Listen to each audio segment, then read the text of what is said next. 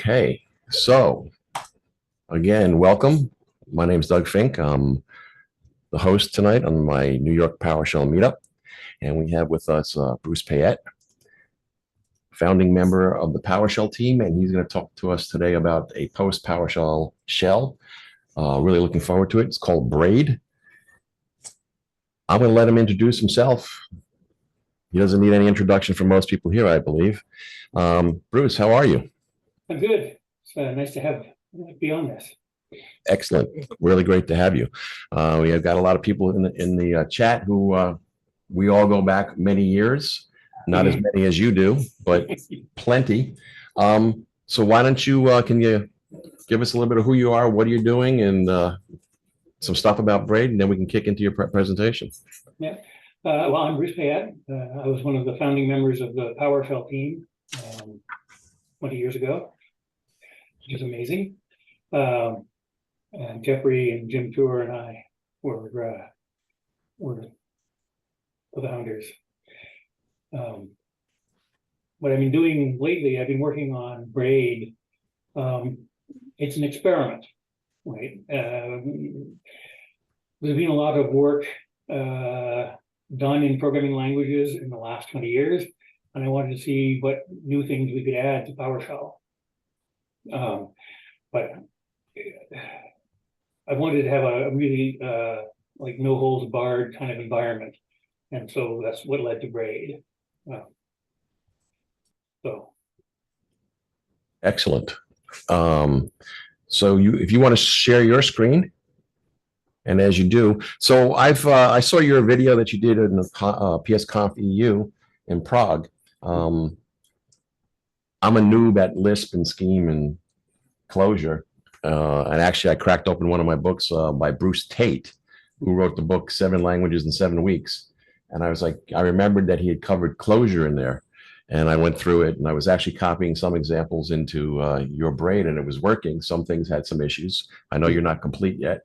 And so some people actually have had responses to this. They've seen some of the presentations that they don't quite understand what this solves, what problem it's solving, or that they're very concerned about the syntax and how unusual it is. And I know that from Lisp and being a symbolic expression language type thing, but maybe you could talk to those points. Well, there's a couple of things. One is that if you look at the basic structure of any shell language, it's command followed by a bunch of arguments. If one of those arguments is another command, then it's in parentheses, and so on and so forth. So the same linguistic structure that you have in shells is also there in Lisp, but with a few changes, a few things reversed. The nice thing about that structure is that you can do pretty much anything. For example, Lisp-based languages don't have any keywords, they don't have any statements. It's just lists of arguments and functions all the way down. It's also what's called homoiconic, that is all one form. Code is data and data is code. A program in Lisp is just a list of commands to call. And you can write programs to manipulate programs. There's some of that in PowerShell, but it's not as evolved as it is in Lisp. Especially the macro system, the alias mechanism in PowerShell is really limited, and we always wanted to fix it, and we never did. And what you can do with macros in Lisp, and now also in Rust, you can rewrite chunks of the language very effectively. So this idea of a domain-specific language, which is specialized for a particular domain of knowledge, is very interesting. I was like surprised that you recognize Clojure stuff. I thought that was sufficiently obscure that nobody would get that. But your luck. Yes, in designing Braid, Clojure is a relatively advanced Lisp. It has a lot of extra stuff that makes it easier to read. The criticism of pretty much all Lisp languages is that they have infinite parentheses. And Clojure did a bunch of stuff to address that, and I've done even more so that you don't quite get the cascading series of parens. There used to be a joke way back in the when the SDIO AI wave, where everything was going to be Prolog. The joke was that they had broken into the Defense Department and stolen the defense code. And here's the example. Here's the tail end of it to show you what it is, and it's stall parentheses. So, Interesting. That's also interesting what you're saying about Rust, because I played with Rust and some macros a while back, and that led me back to Jason Shirk, who was in Microsoft Research, and still is, I guess, doing Rust stuff, and he was pointing me to some really cool macro pieces, but they had not been fully fleshed out at that time. But I was like, I didn't make the connection with Lisp macros. So yeah, it's pretty exciting stuff, I think. Yeah. So what is this thing? What is this new? Besides, you wanted to have an unfettered, open process that you could deep dive. What does this solve, if I may ask? So my purpose, but primarily, you can call it research, right? There've been 20 years of evolution in programming languages, and PowerShell hasn't really kept up. We added stuff, we added classes. I think the most recent addition to the language was a ternary operator that Dongo added. But if you look at C#, for example, there's been a lot of evaluation or a lot of evolution in C#, especially around pattern matching, which is one of the things I focused on a lot with Braid. The ability to destructure and match and filter and process data very easily. So see if we can go. That's awesome. So cool. That's great. Like I said, I'm really looking forward to this. So if you want to share away and start showing us the language, that I think that'd be great. And if you're in the chat, if you want to drop a question in the chat or raise your hand, and I can work to unmute you. And we can go from there.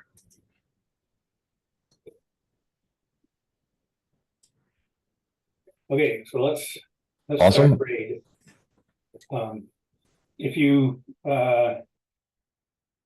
so it's not exactly packaged for end user consumption at this point. It only builds on Windows desktop framework, the PowerShell, not PWSH. Once you built it, you can take the DLL and run it anywhere. It runs on Linux, it runs on Mac. But currently it's only building on desktop PowerShell.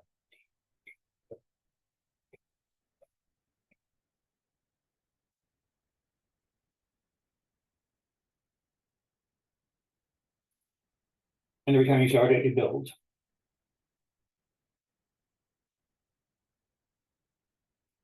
Okay, so we're started.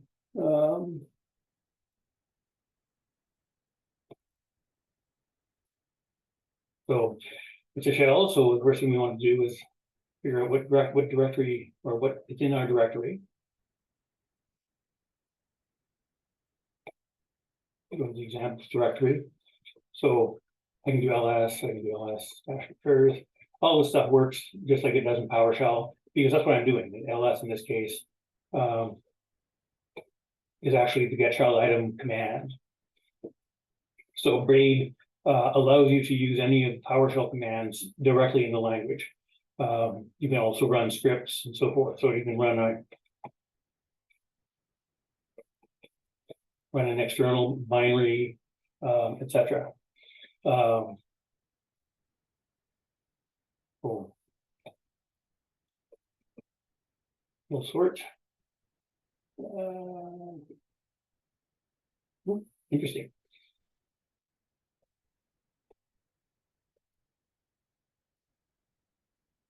So we'll sort by name. It's the obvious thing. Something to notice. So sort takes a function. In PowerShell, it would be a script block. But here it's a function. In this case, it's I treat member names on classes as functions. So you can use this. I can use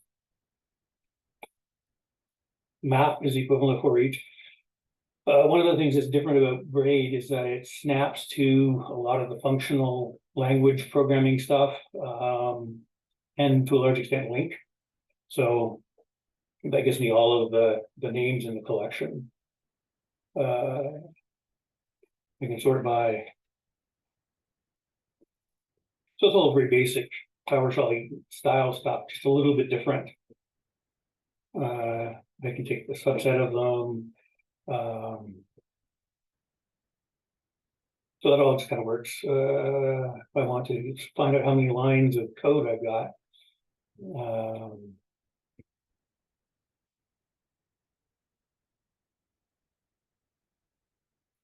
So about 7,000 lines in the demo directory. So creating a function. One of the things about Braid that's a little bit different, the thing that makes it possible for it to be a shell is that in Lisp everything is in parentheses, but they're not required at the top level. So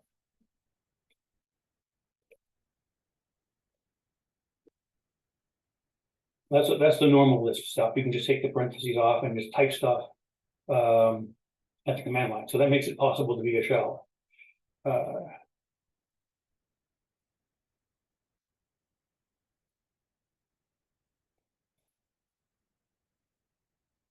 When you want to assign to a variable, you use the let function. It passes let is an expression like everything in PowerShell, everything in Braid, and so it returns the results of what was set to the variable to. So right, and again, it's live objects, just as it was in PowerShell.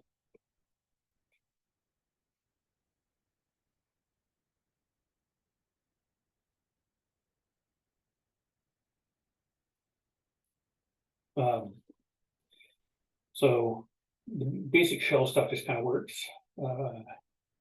It has very limited tab completion right now. I grabbed an implementation off the net, originally written by Miguel de Casa of Mono fame, and it is limited. I'm going to have to fix that at some point. But it does let me do a few things like I can bring the command line up in a text editor, for example.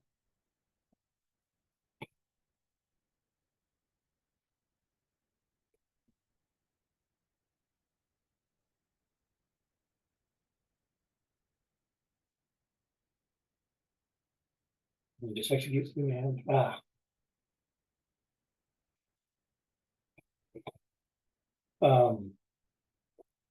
So that's sort of the basics. Well, defining function.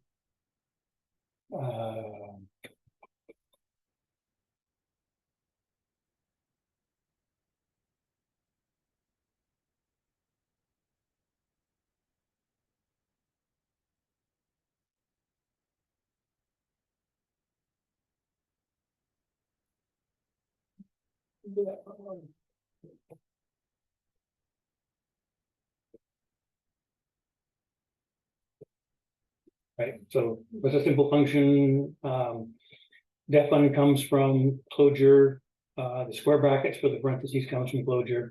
So there's existing language pedigree for this stuff. One thing to notice here is that by echo foo in a normal shell, things without a $sign are just printed literally, but in Braid it's the inverse. If I wanted to print that, then I use a single quote. It's a very convenient shortcut. And that returns the value of the symbol. So now we've seen some of the basic stuff. Let's look at a couple of more interesting examples. see which one, merge sort. So this is an implementation of the merge sort algorithm.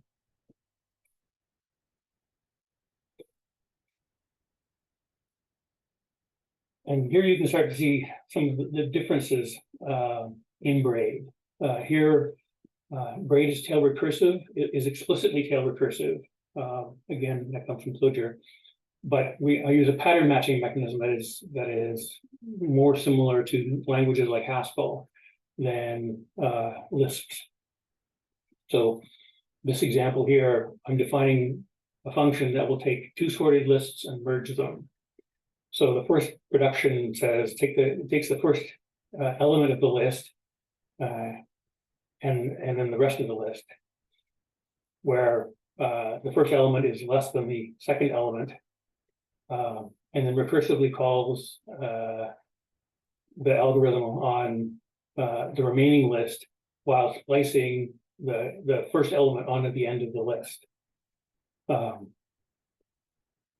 Yes, Braid does take stuff from F#. Well, all of the functional languages, I guess, F#, ML, OCaml, all of them. Yeah, and noun verb. One thing I'm not trying to do is invent a new nomenclature. It's all over the place now between PowerShell and Clojure and Lisp. The Lisp characteristically does what's called snake case. So rather than having the first letter of a word uppercase, it's used dashes in between, so it can merge list, merge sort, that kind of thing. And so let's grab these functions here. So is Braid immutable? No, it's not. And that's specifically immutability makes things awkward. IO is awkward, and immutable non-strict language like Haskell makes the hardest thing in the world, or makes the simplest thing in the world, printing hello, one of the hardest possible concepts. So yes, it definitely still, everything is mutable by default. Lists aren't because of their nature, right? It's mostly not mutable. There's one function that will mutate a list, but generally speaking, lists are immutable. Vectors aren't, hash tables aren't, hash sets aren't. Well, I'm going to enter those functions. And now I can call merge sort.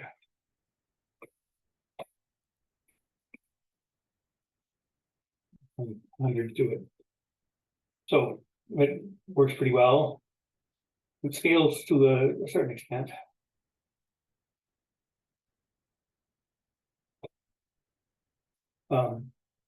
Writing that in PowerShell would be slow. Yeah, the random function just generates a sequence of random numbers up to the maximum of the value that's put in. In terms of performance, so time function, I won't do 10,000. Let's do 1,000.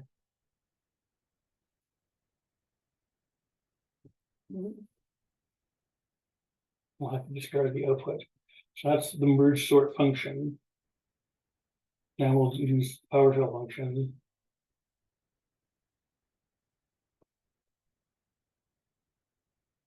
So it's faster than, I mean, it's written in C#, it better be faster. But it's not nearly as fast as Braid is, because Braid is using link under the covers. There's a bunch of stuff in PowerShell, wrapping everything in PS objects and so forth, adding extra properties that makes it more expensive to do a lot of operations. Generally, it's fast enough, but in this day of shared resources and cloud and everything going back to mainframes from decades past, the cheapness of the spending computer time over human time isn't as compelling as it used to be. When we started designing PowerShell, it was explicitly the case that we didn't want to waste people's time. And so when you do something in PowerShell, it gathers as much information as we could think of that might possibly be useful, even if only in corner cases, and generate all that information at once, so that you don't have to keep going back to the source and getting more information or different information. It's especially important in remoting, where the cost of retrieving objects is fairly high, and doing a lot of chatty back and forth really doesn't work very well. Gathering all at once in bulk is a compelling argument. So to look at a couple other things. I'm running right now with desktop PowerShell because that lets me use WinForms. So I can do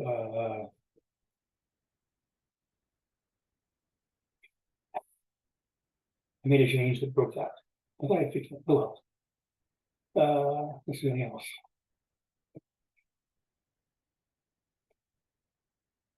So Towers of Hanoi. Very, very simple.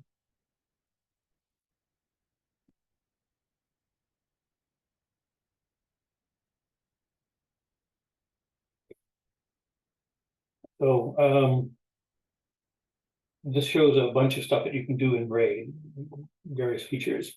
So this Lambda declares this as being a function that takes certain arguments. I don't actually have modules working. I just have a pseudo module thing.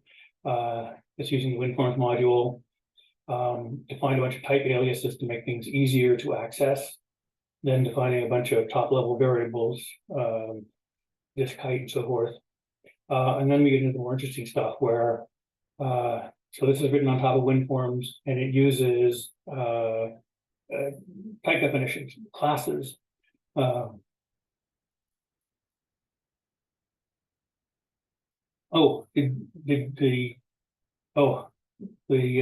Towers of Hanoi did not show up, I guess. I switch screens.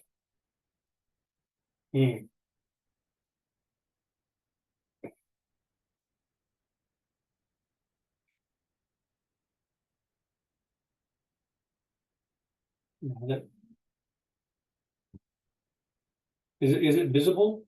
How do I share this thing? No, I don't. I only see the code console. Rats.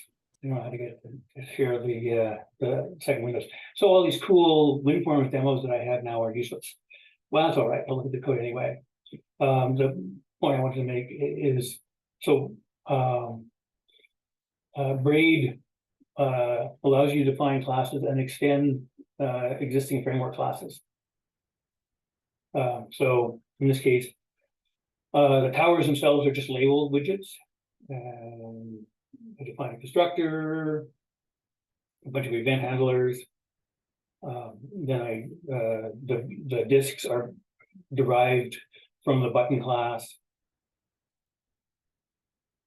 Again, with a bunch of methods defined on these extension methods defined on this class. And then finally, the whole thing extends form. So you can do .NET programming pretty effectively. There's another interesting aspect of the pipeline semantics, or pipeline syntax rather, is in Braid, when you set a property on an object in .NET that normally returns nothing, in Braid it returns the original object. So you can you can basically do the builder pattern for free.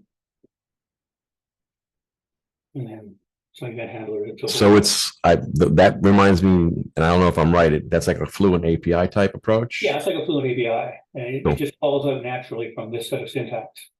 And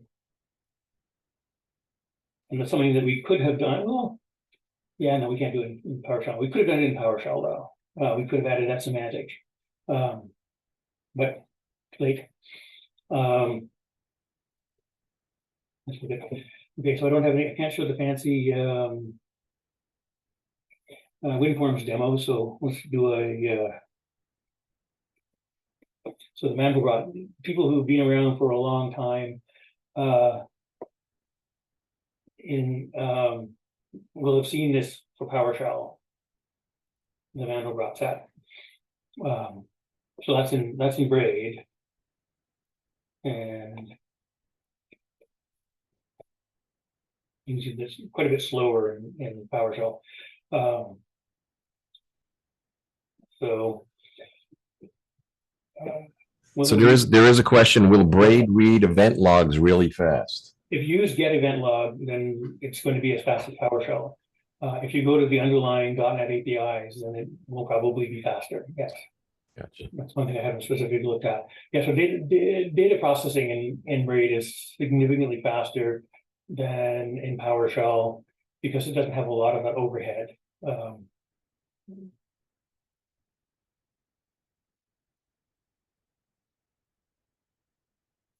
Favorite range.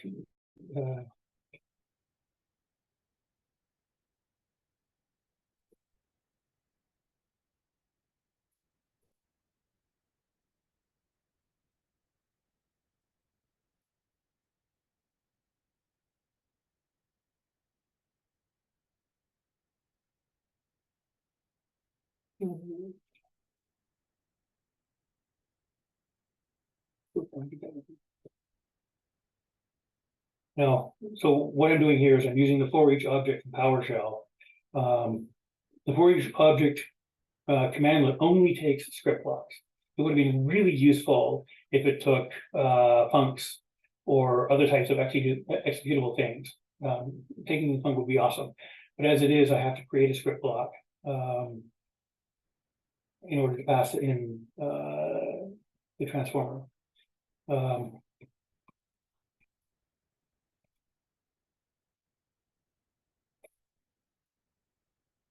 And so this is the equivalent natively in Braid. So it's a little bit faster. And that's just the doing basic processing with for each object.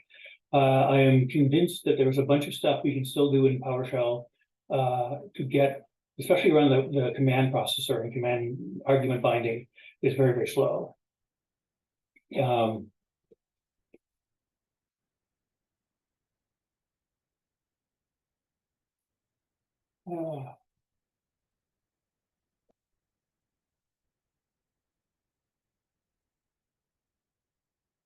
No, I don't do that. That work very well.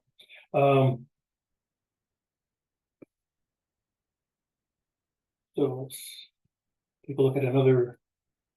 So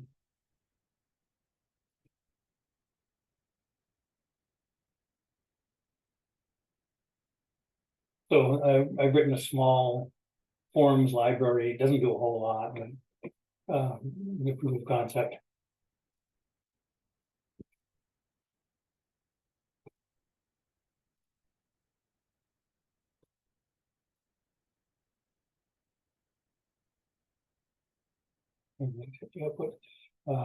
Again, it's a little bit interesting.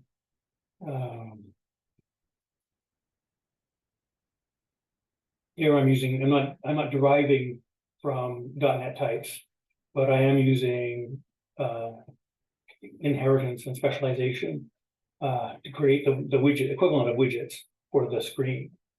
So boxes and labels and all that kind of junk. So the ability to create types is very useful.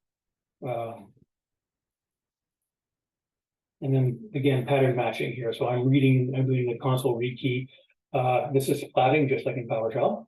And it splats the three values returned by read key gets splatted and then matched to get the patterns here. So the middle one is the relevant key information, key code, and something else. I don't need those, so I use the underbar just to ignore those values. There should be a key code, but I guess not.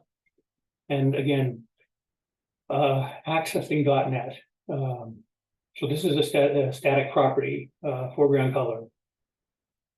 If you have a dot at the front of a token, that indicates that it's a .NET property or class or whatever. So here I'm calling on the system.console, I'm calling set foreground color. In this case, restoring the colors that were previously there. And then the function to render the. So that's so you can see this relatively easy to write fairly sophisticated things in Braid.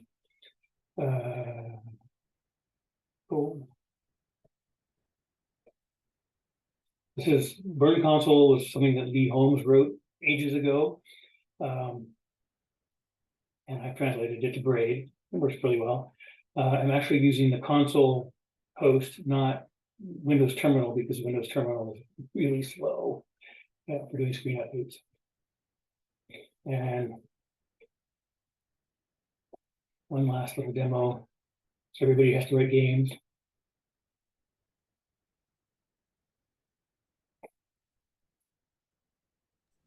How much code to write Snake? About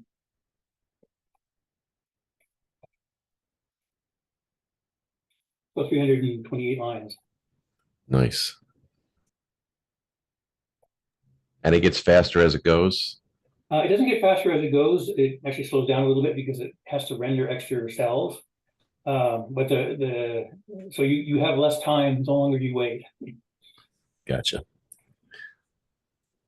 This is the game back from our early days. Oh yeah, it was on all the Nokia phones.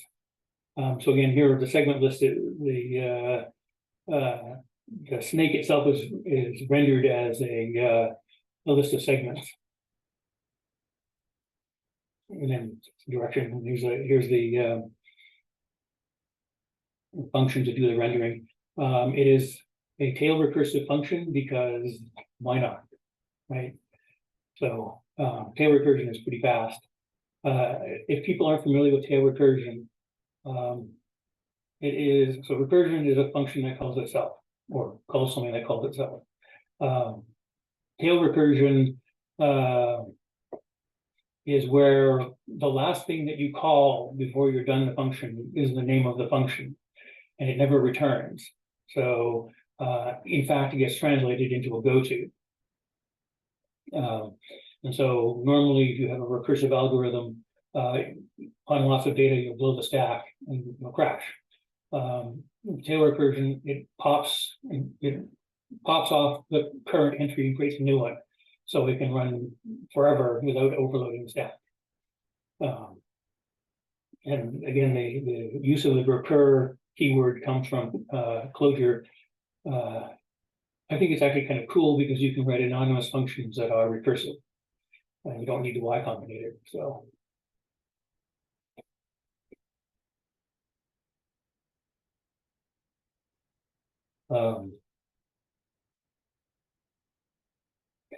yeah, so look at some other examples. We looked at the merge sort. Let's look at NTPs, network time protocol. It goes out to a time server and accesses the time server.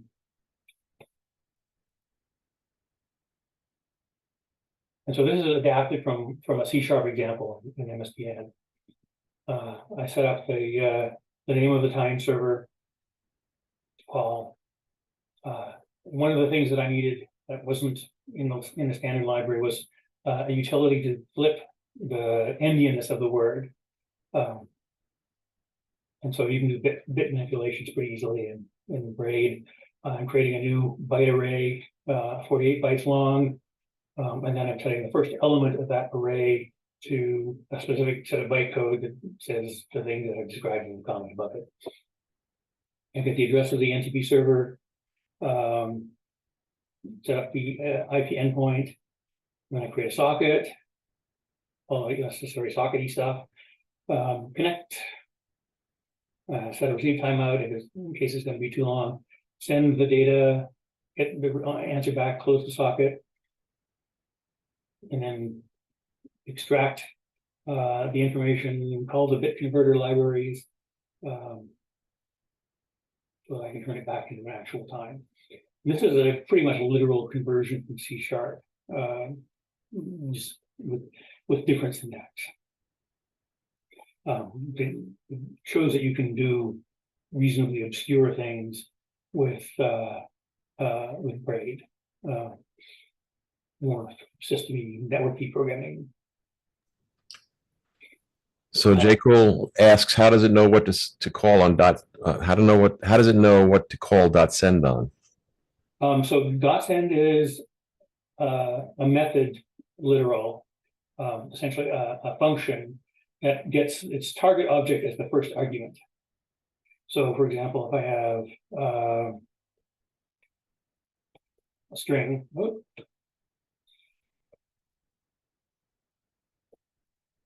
right? If I want to get the length of that, so that's the length. If I want to do a substring,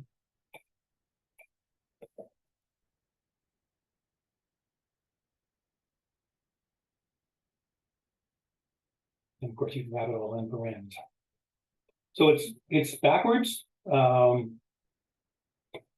once you get your head around it, it's not too bad. Yeah, it's actually not RPN. It's prefix notation. So the function comes first instead of coming last. It takes getting used to, especially when you get into the arithmetic stuff, right? Yeah. Because you don't write 2 + 2, you write +2, 3. That's a little weird. It does give you an advantage that you can sum up a whole collection of stuff. So so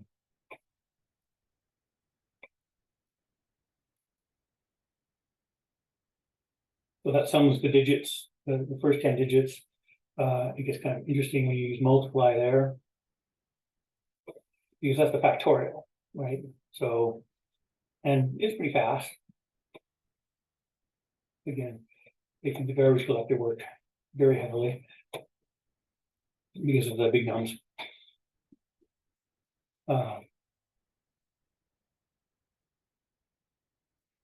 Now, if you really hate it, then you can do things like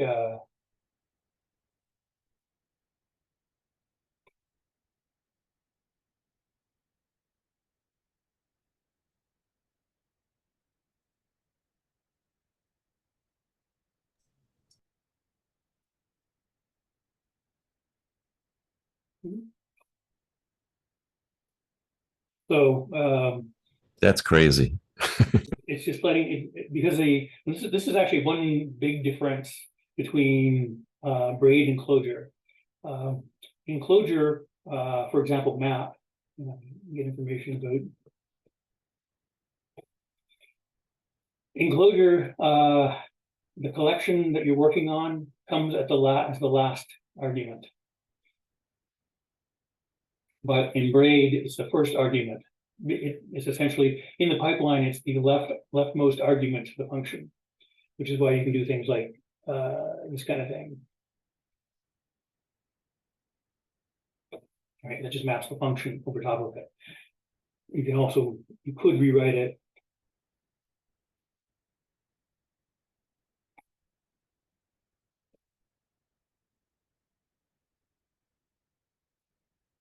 But it has a lot of parentheses. I like the pipeline version better. The pipeline, using the pipeline helps reduce the number of parentheses by a lot.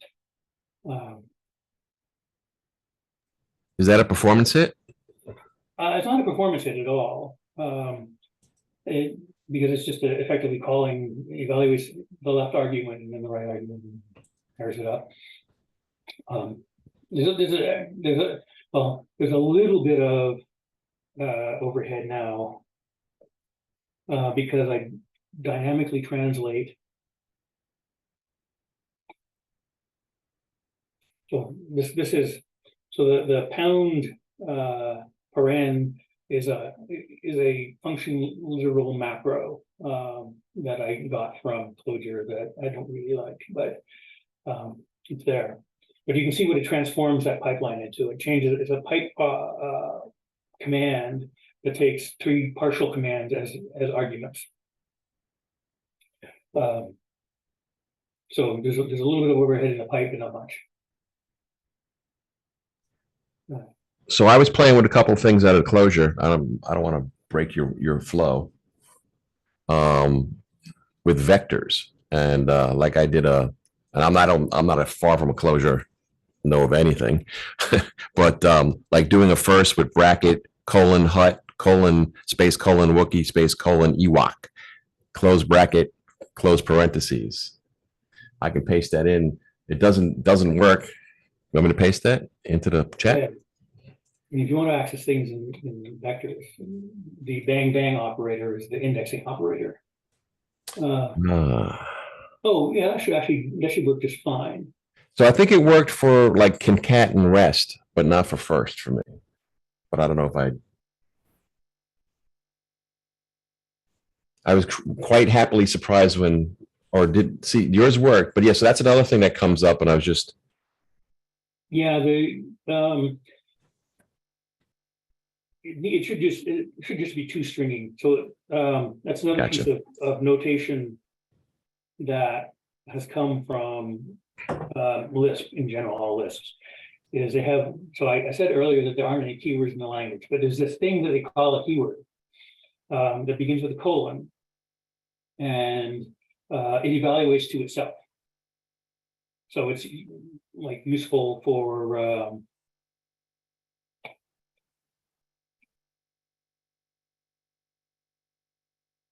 so that creates a hash table with an element, and then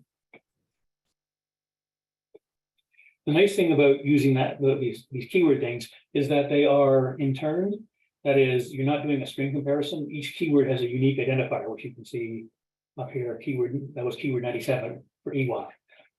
And so whenever you're comparing keywords, you're just comparing small integers.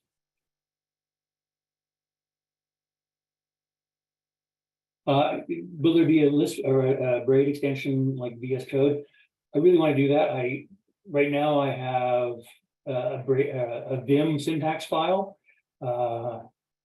And actually, well, I would show you this cool text editor that I wrote in Braid that does syntax coloring, but I can't. So that's unfortunate.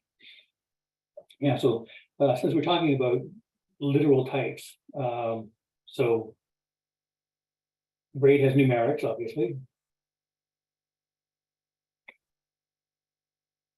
It has integers, it has long integers.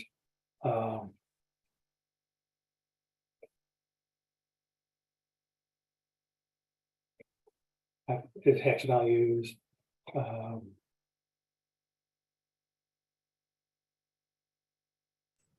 first time I've seen dead beef as a hex number. Awesome. It's a standard hex number. That's what you do when you fill memory with dead beef.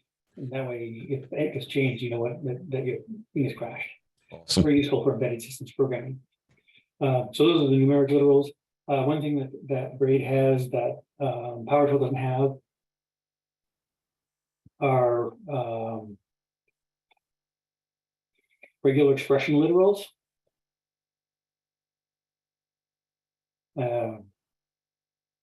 Which are also functions. So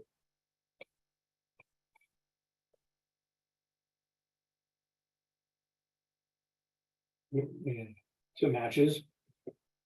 And oh.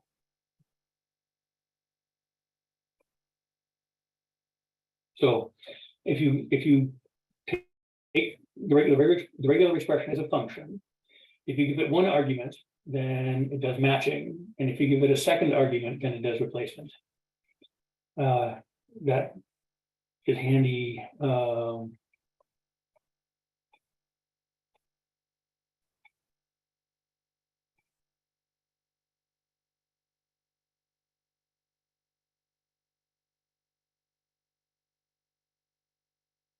So filter takes a function, and I could write a lambda that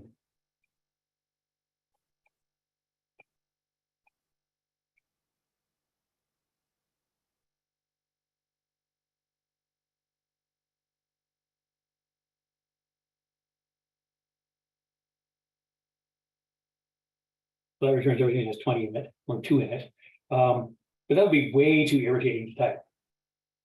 So what instead you can do, because regular expressions are functions, then it simply becomes that. And that's different than using a string, because a string should match to, but it does a literal string comparison.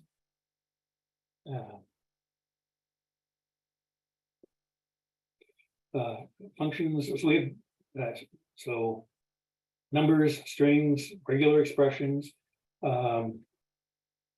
sets, hash sets. So again, hash set acts as a function, and if it contains the argument, then it returns true.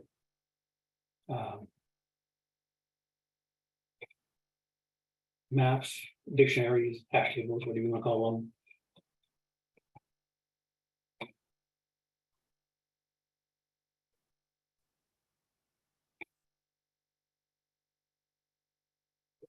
Again, they're functions, everything's a function. And that's major types. Oh yeah, and the keywords. So the hash table is a function in that example. Yes. Yeah, so everything has a function interpretation.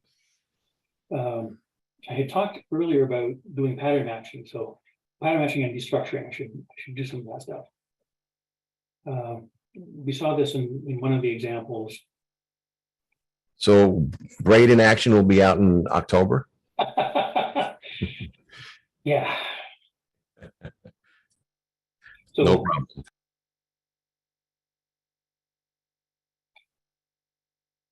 So this is destructuring, right? It takes what I call a compound symbol. This looks a lot like Haskell, but this isn't, colon is an operator, it's part of the symbol. So the binder looks at the symbol. If it's a multi-component symbol, that is, there are more than one colon in it, then it will bind a collection. The other way to do that, and that's basically just a hot rodding for regular pattern matching. And that's effectively what it is under the covers. And again, X is set to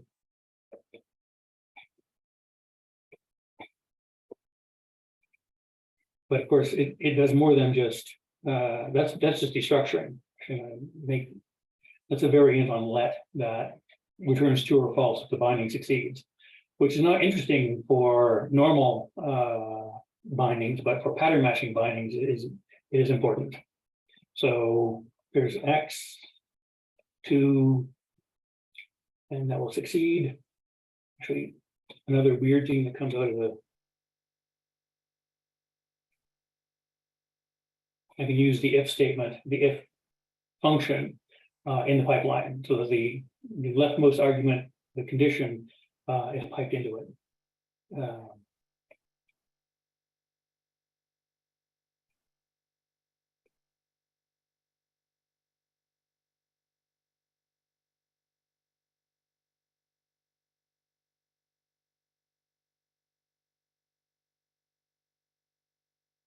I'm doing something. Oh, yeah. No, wait.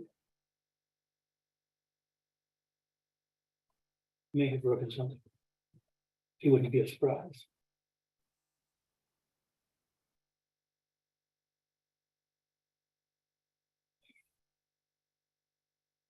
Okay, well.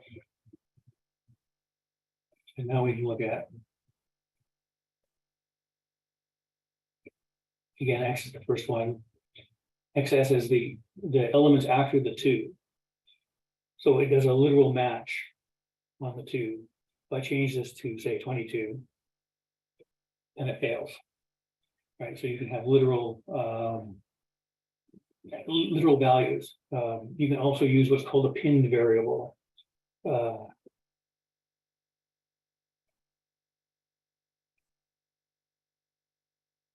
So here the percent notation means in pattern matching, rather than binding to X, it says use the value of X to match the pattern. And so this will fail for several reasons. It still fails unless I put 1 there, and now it succeeds. So there it bound X, and then when the pinned reference was there, it use the value of X to do the comparison. I'm not sure I'm explaining it. I'm looking at Doug and his eyes are crossing, so I'm not sure I'm explaining it very well. And pattern matching can also work on conditions. Let's see.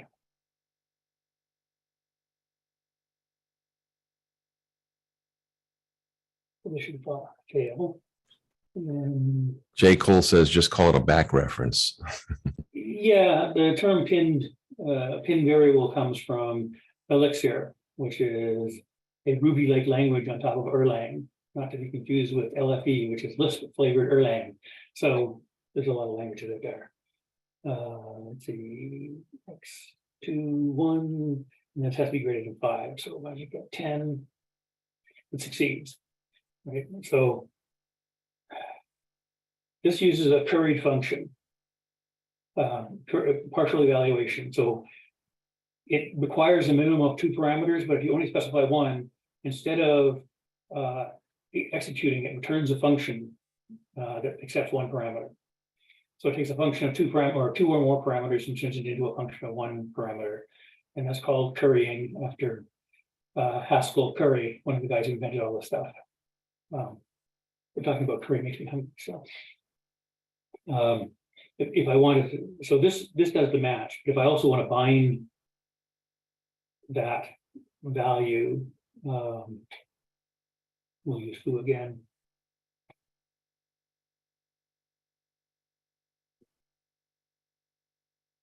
So by putting the condition and the binding variable in parens, you can not just match something, but you can also bind it, and then reuse it. You can match on that.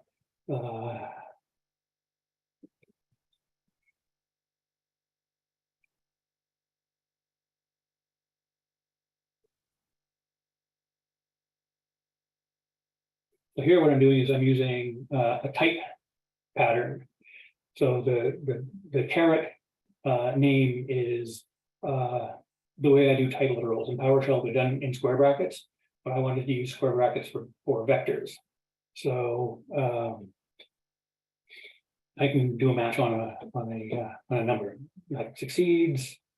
So we'll change the data. No, it fails because it wasn't an integer. So June wants to know how the hamburger is made. How the hamburger is made. What's going on under the covers? Oh, lots of code.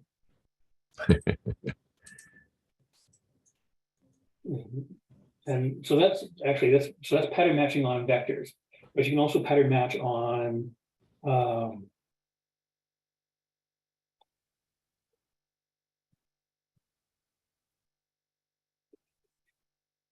no, back in my history. So you can do property patterns as well. So remember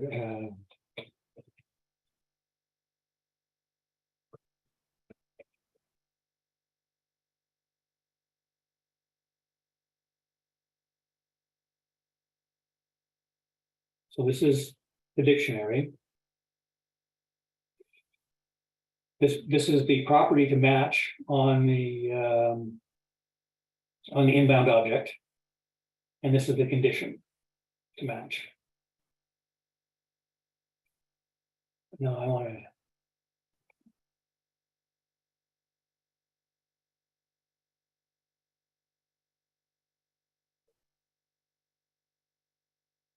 Now I'm doing regex match against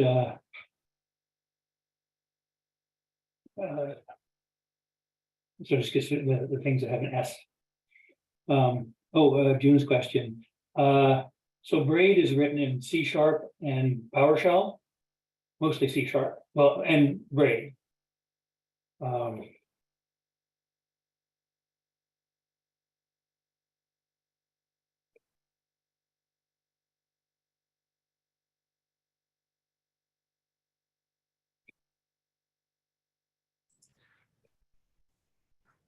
So there's a little under 30,000 lines of C#.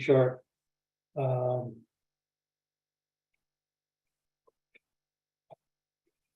about 600 lines of PowerShell. There used to be a lot more PowerShell, but I migrated stuff from PowerShell into C#. Interestingly, the REPL, the read, evaluate, print loop is still written in PowerShell. And then, so there's 26,000 lines of Braid in Braid. Does that answer your question? Let's see where we go. Property patterns. Right. So, and again, I can do binding. So,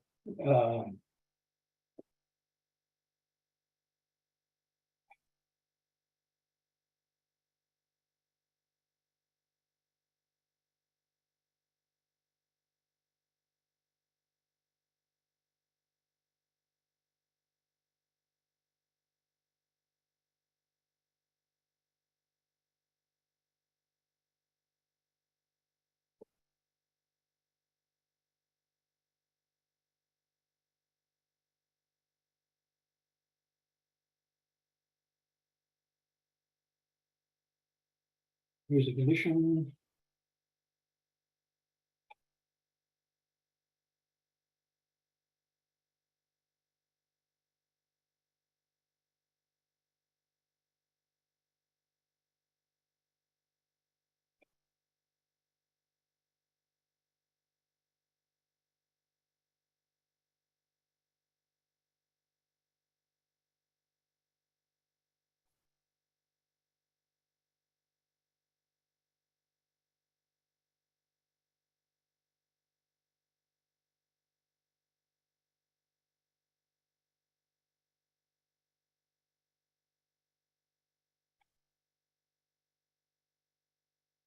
The trick here is that this matches against a single value. So I have to get a value that has lots of handle counts.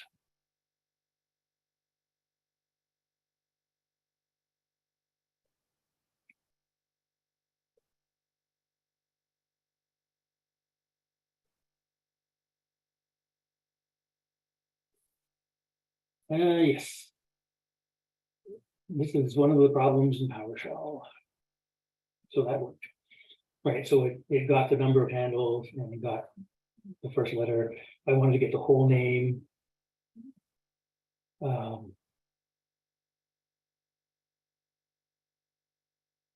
have to make it match the whole. So for choice on 115. So the problem with PowerShell, or one of the problems that I address in Braid that causes a lot of issues, can make your code work strangely, is the problem of cardinality. Because it's a stream, if you're returning two objects, then it gets returned as a collection. If you're returning one object, then it's returned as a scalar. And this happens automatically. And it works well for streaming, but if you're trying to program against it, it can be really wonky. So that's the official term, wonky.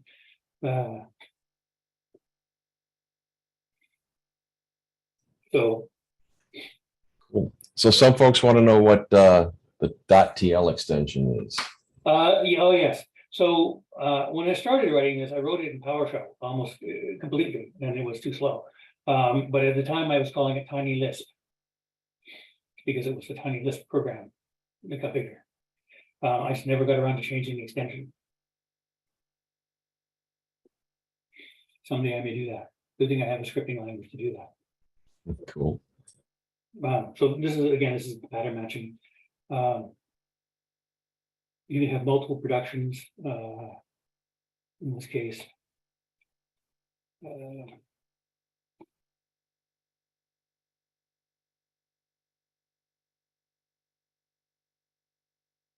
We'll change it to will fail and print that up. Right, so this is like a superpowered switch statement. You can specify very complicated pattern matching patterns very concisely using this notation. We can't do that in PowerShell. This is I think the most interesting area that PowerShell can benefit from is pattern matching. It's been added to C# incrementally over the last couple of releases. The is operator that in C# that used to be just a type checking is now a pattern matching operator. We could do the same thing in PowerShell, and we could also supercharge the switch statement. It's always the point. The switch statement was going to be our like major thing because it's the fastest way to read a file, and using the file thing, and you can do regular expression matching against it. So it was kind of awk-like, but in practice, it's limited because it either compares literally or you specify -regex, and then it compares everything in regular expression. You don't have a choice as to whether something is regular expression or not, and it only matches the default property. So it's quite limited.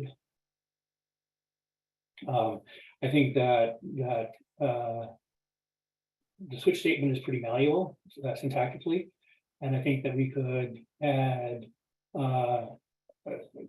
an equivalent kind of pattern matching thing to PowerShell. That would, I hope, be a lot faster than the current mechanisms. So those are one of the things that I was really wanting to experiment with Braid, was to see how that kind of thing would work in a scripting language, or not a scripting language, but rather a shell language.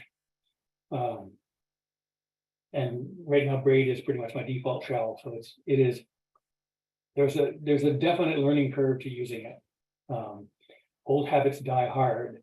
When I switch between PowerShell and Braid now, I find that I'm typing Braid quotes in PowerShell and PowerShell $ in Braid. It's very confusing. I did 2 talks at PSConf-EU. One of them on a language called Tiny, that was an example of a large PowerShell program. And another one was on Braid, and I had to like switch my languages between sessions. It was a little scary. So if I taught it, I talked about everything I talked. Can Bruce, got a question? Can Bruce show us the demo with WPF if he stops sharing, runs the demo code, then share again? It seems to share one window. It can share my desktop. I don't know if I can make it do that or not. I think you can share with Zoom the desktop, or maybe. Yeah, the WPF demo was really uninteresting. The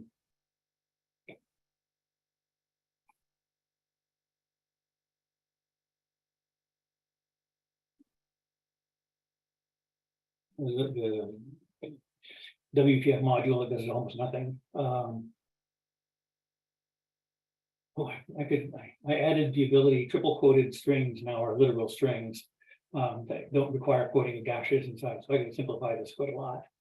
But basically it generates a table, a grid, finds some buttons, and then shows the window, and it doesn't look like much of anything. I haven't spent a lot of time making it nicer.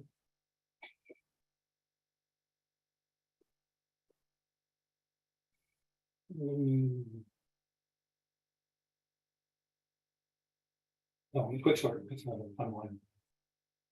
I'd love to show you the turtle demo of it. So this is the quick sort algorithm. It's basically 2 lines long. And it says, if you get a collection, the first element in the collection becomes a pivot, and excess gets bound to the rest of it. Then it does a list split. So it splits the list into 2 pieces using the curry function. So excess gets split into 2 pieces that are then destructured into smaller and larger. And then I recursively quicksort the smaller stuff, add the pivot, quicksort the larger stuff, using splatting to embed the result. So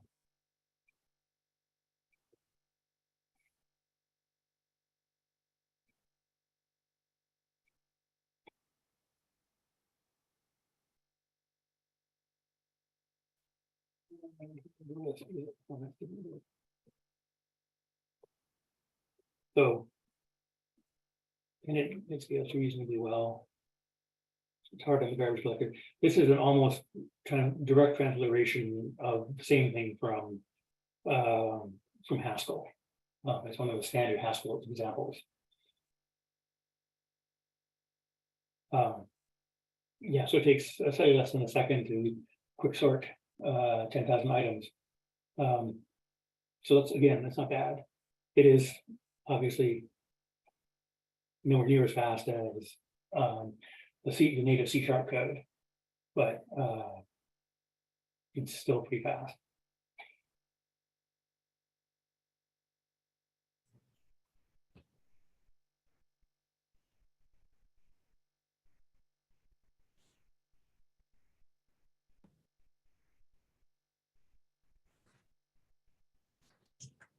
Cellular automata.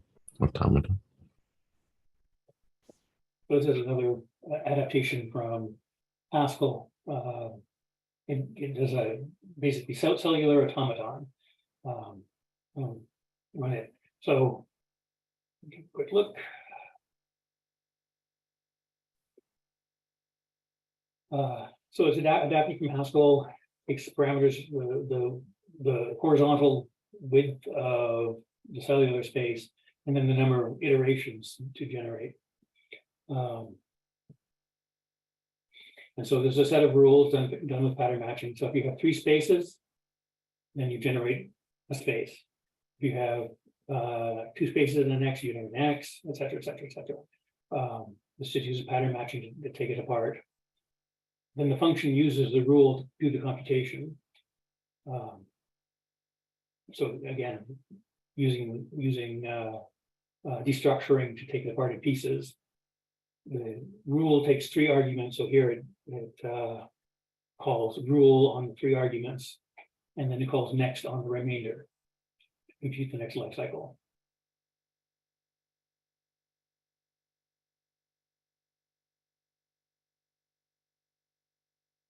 This is the rows. This is the original Haskell. It's sort of inverse piped. But iterator takes a function and an initial value and then iterates until you're done. So it's a lazy infinite sequence.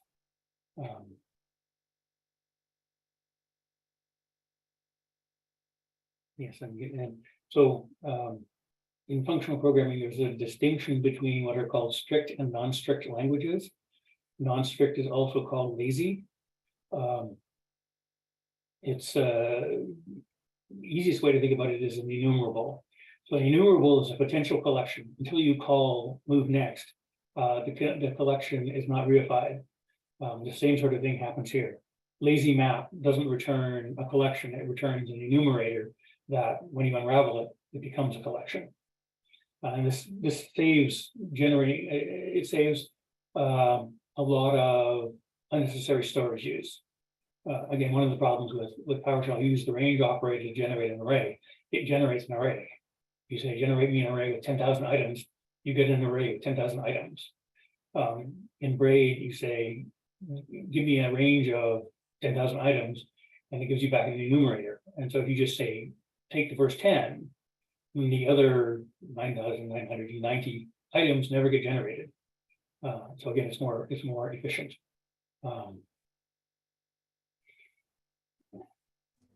Somebody just posted a comment. It's a long one, but it's interesting.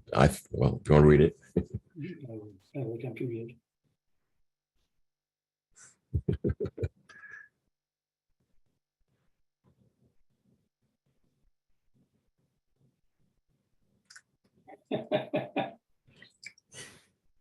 Am I? I've never played with Janet, the language. Yeah, I don't actually know Janet. It's odd. Awesome stuff. Julia, I know. Was that did somebody post this into ChatGPT and make that up? I'm curious. Did you do that, Jim? Doug, that was fun. That was funny. Which was funny? That was funny. Yep. So here's now here's a dumb question. How do you run a Braid PowerShell AI? Yeah, cool. I hear it's a pretty cool module. How do you run a file with this? That's what I'm doing all the way along here, so. And even outside of, can I run it like Braid space language? I've tried that a couple times with no luck. Yeah, that doesn't particularly work. Okay. It worked and then I broke it. And, I've got to do the work on the. I need to do a bunch of work on packaging for it to be more humanly consumable. But for example, here I have a file called try, which is try.tl. So I just run it. Right. So it just looks in the current directory for a file with the extension TL and runs it. You can run. Cool. So is this ready for production? No. The quality of the code is, I consider it to be largely prototype quality. I was interested in experimenting with different possibilities and languages and so forth. So it's stable enough that I can use it as my shell, but it's weird enough that I don't know if, like, there is documentation.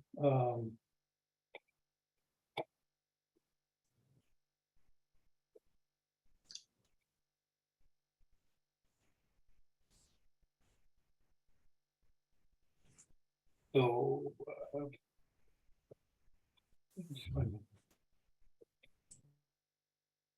so you can, there's a script that will take all of the documentation and generate an HTML file out of it. It's kind of long. It's like 400 function definitions.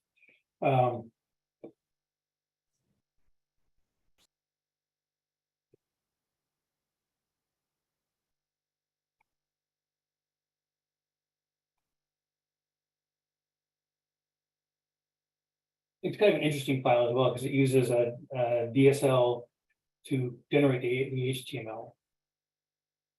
So HTML text, HTML document.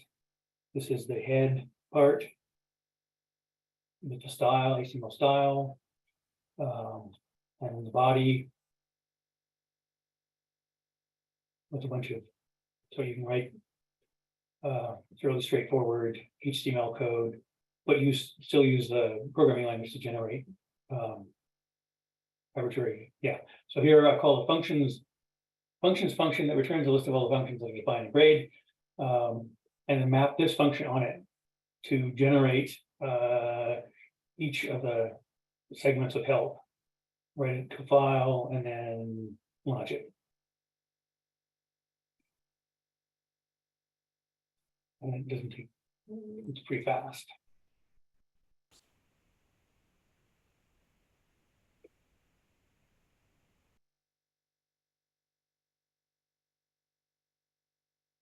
So it took 200 milliseconds to generate all the text.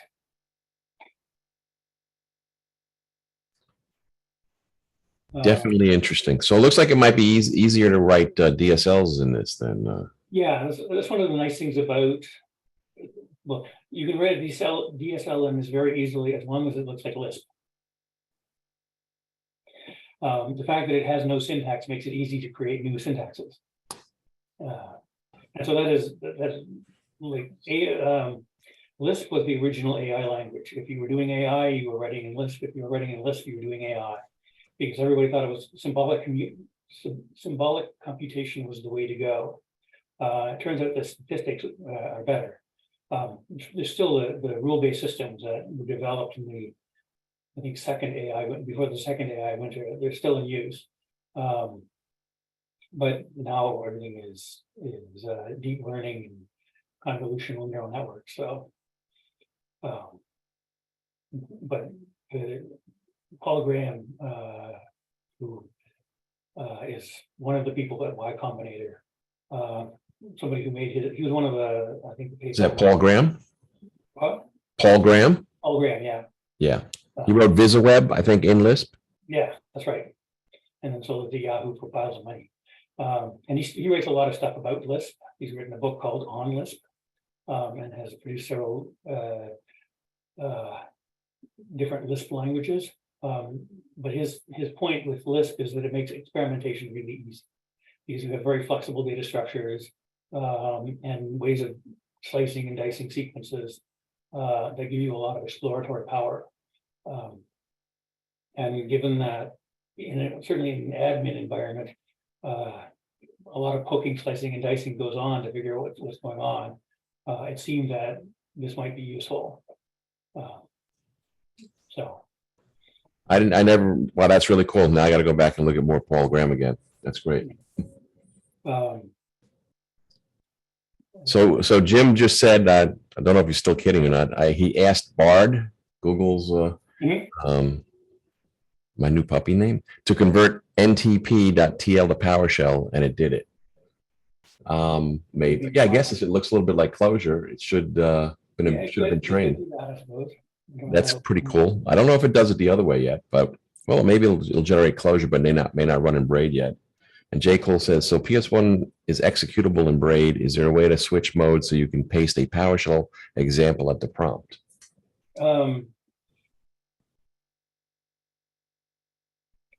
Sort of.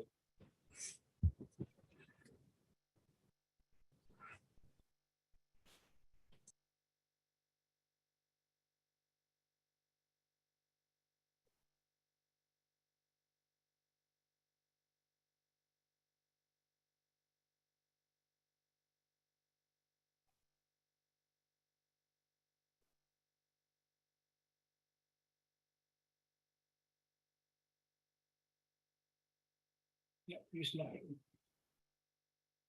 That should work.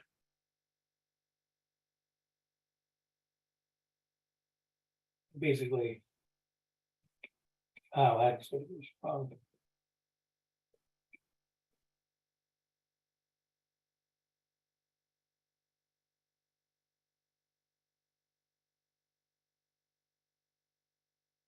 yeah. So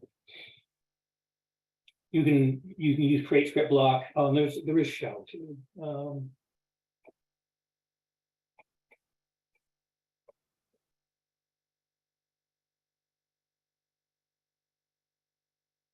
So yeah, you can call out to PowerShell. It's not as slick as it could be. Right now, Braid calls into PowerShell. It's not as simple for PowerShell to call into Braid.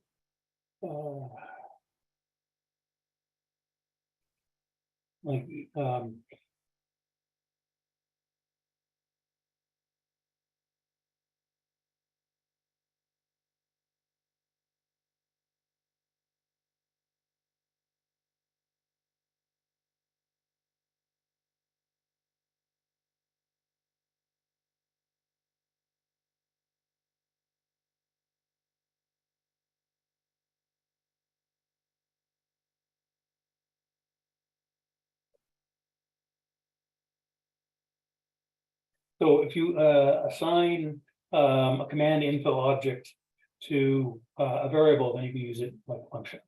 You can do the same thing with script blocks.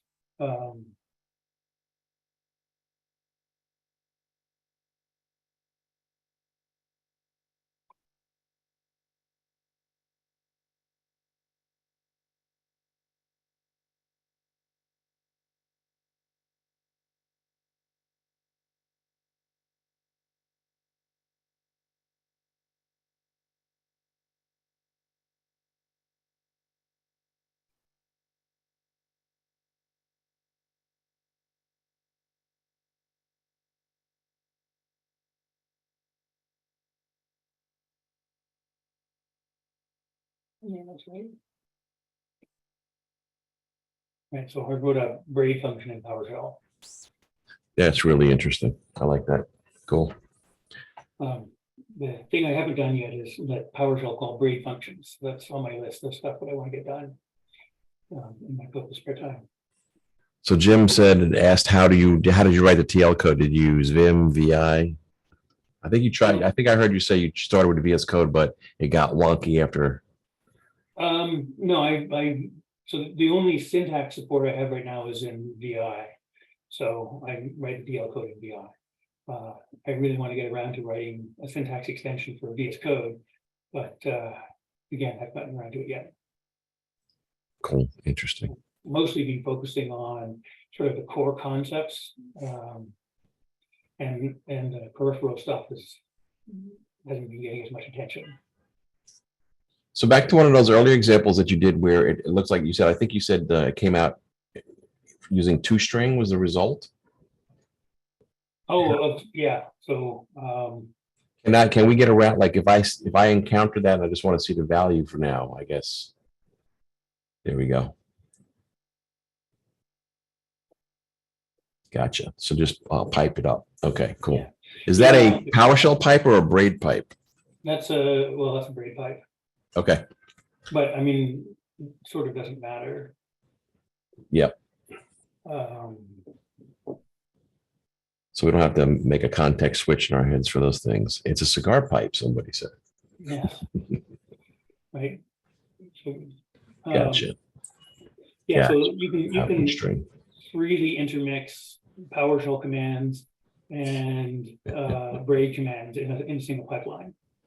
Under the covers, it uses the PowerShell class, PowerShell.create, .add command, etc. Actually, one of the bits of context that I wanted to talk about at the beginning but didn't.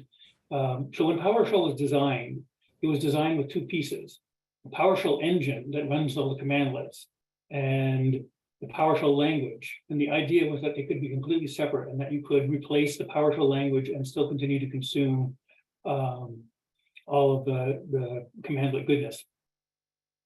And that's what Braid does. It's a different syntax, a different language, but it lets you run PowerShell commands as though they are native. We tried with the PowerShell API, Fluent API, to make it as easy as possible to write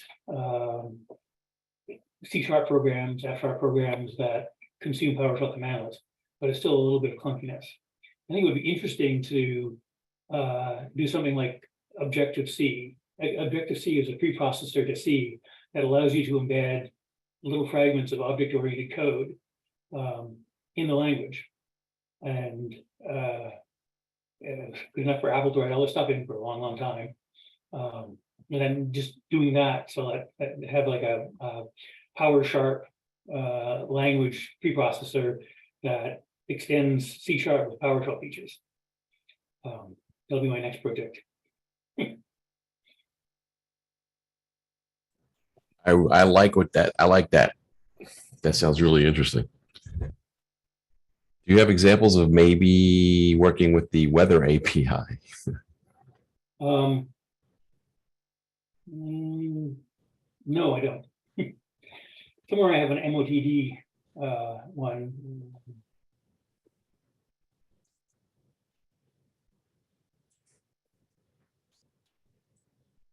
I would think I would do that by calling invoke rest method, but in Braid. Oh, well, yeah. But that's the easy way to go. Well, it's easy. There were easier ways to do this.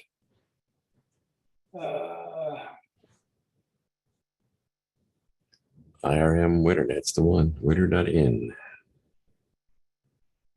So this is I don't know if I actually showed anybody the code for the JSON.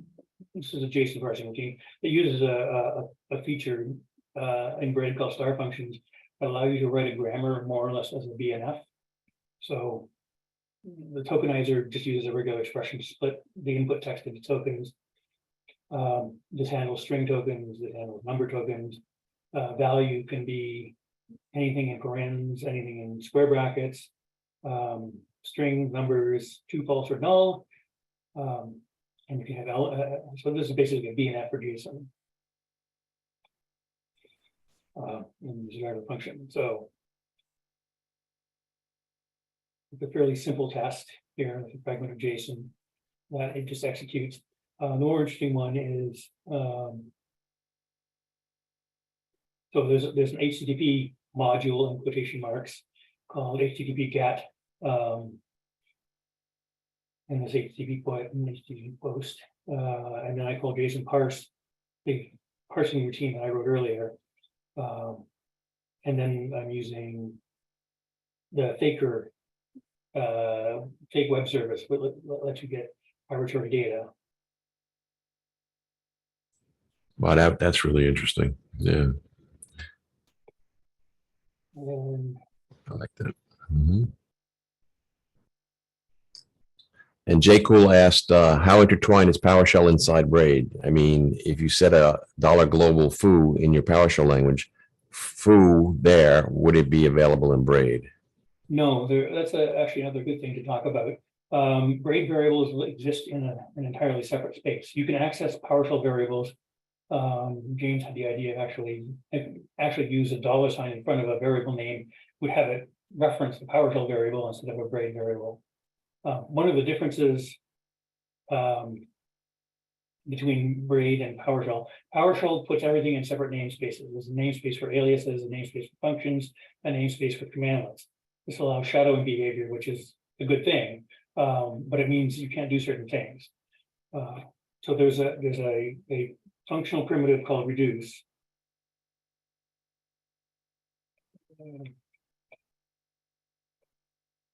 That takes a collection and a function of 2 arguments and then folds the function over top of the argument. So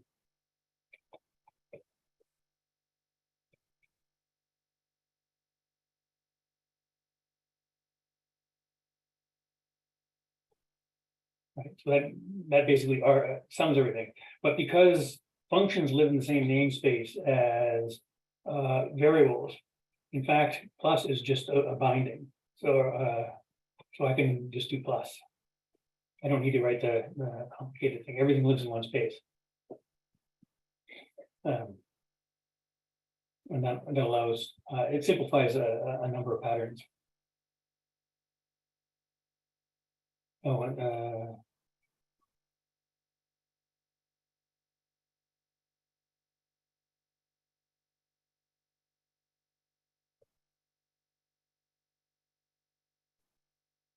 so here's accessing OpenAI from Braid.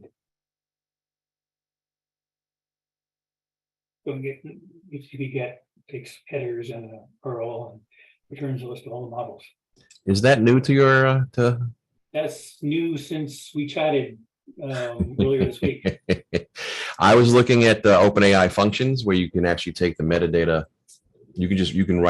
You write functions, and I call it as like idle back in interface definition language days. Yeah, Swagger and so forth. Exactly, and you can do that with OpenAI in JSON, and then you can pass that in with your prompt, and your prompt can figure out what functions to call as well as supply the parameters based on the prompt. Cool. And I was like, oh man, I wonder if I can do this with Braid. And I'm like, sure it can. Well, thank you. I can start taking a look. How is the metadata operation? I'm sure it's like ridiculously easy or inside of Braid. Like if I took a function, how can I take it apart? I mean, list is data and data is list, and that's yeah. So it is very easy to take apart. Sweet. And you can get types and all that kind of stuff as well. Yeah. So type literals. Actually, the interesting thing about type literals. Type literals are functions again. So this will fail. So that's casting 1, 2, 3 into an int. But unlike PowerShell, where PowerShell always aggressively converts, Braid is strict by default. And if you want a soft conversion, then you put the paren at the end of the. Oh, wow. Which means you can write strict functions that will blow up if you. So that's also something that we could do. Sort of do it the opposite way in PowerShell. That is, have an exclamation point. Say this is a strict type check. Don't do the conversions. In general, I think we got the converters right in PowerShell. You don't do any stupid converters, but still there are times where you don't want the conversion. You want to know exactly what type you're getting, especially if like you're using strings and things. Totally. I mean, I got to bring, of course, anytime I do a meetup, I have to always bring up my import Excel module. But I had to do, I did a lot of, checking what kind of what kind of data was coming in so I could set it up properly inside of Excel. And I had to add a no numbers conversion switch or parameter. So you could pass in the ones that you don't want converted, because I would do wacky things with IP addresses and things like that, or 0 leading numbers, padded that way with some issues. But ultimately it was like really simple to write initially. Cool. This is really slick. So at this point, I'm kind of running out of energy, if nothing else. Okay. So, are there any questions? Any more questions? Give you some time to take a nap and recuperate for tomorrow. Any other questions anybody has or comments? This was awesome. I had a great time. I hope everybody else did. One more thing to show. So Braid does support concurrency. So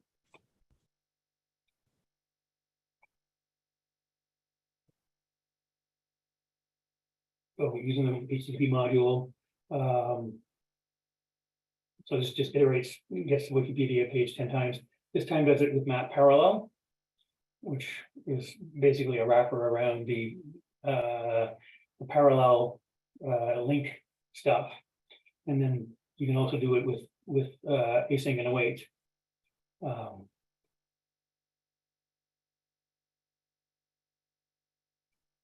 When you go abuse Wikipedia's web hosting stuff.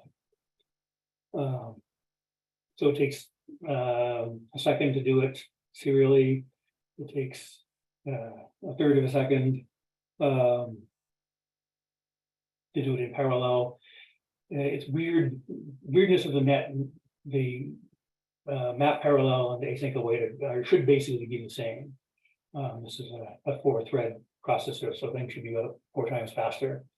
And then invoke REST method, which is not very fast. I don't know why it's so slow. But there you go. Awesome. Thank you.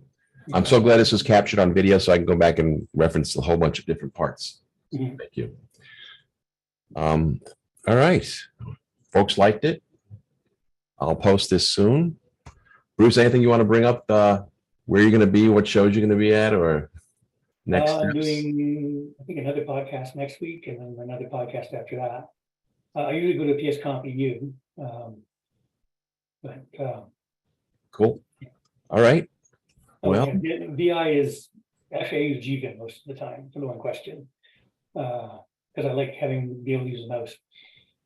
But yeah, Vim is my editor of choice. Except when it's VS Code or Visual Studio. all right. Well, with that, let's wrap it up. Can it run in a browser like Python?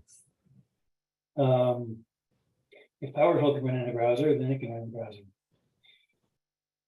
And then I think today Microsoft announced that they're running Python inside of Excel. Yeah, that was pretty cool. That's crazy cool. Yeah. They just put a bunch of people out of business. Next is to get the PowerShell to run inside of Excel, but that's a different discussion. Yes. All right, so we'll let you go. Thank you. This has been great. Thanks, everyone, for your patience. And we'll catch you on your next podcast and ask me anything. All right. Okay, everybody. Catch you next time. Thanks for joining. Good night. Bye.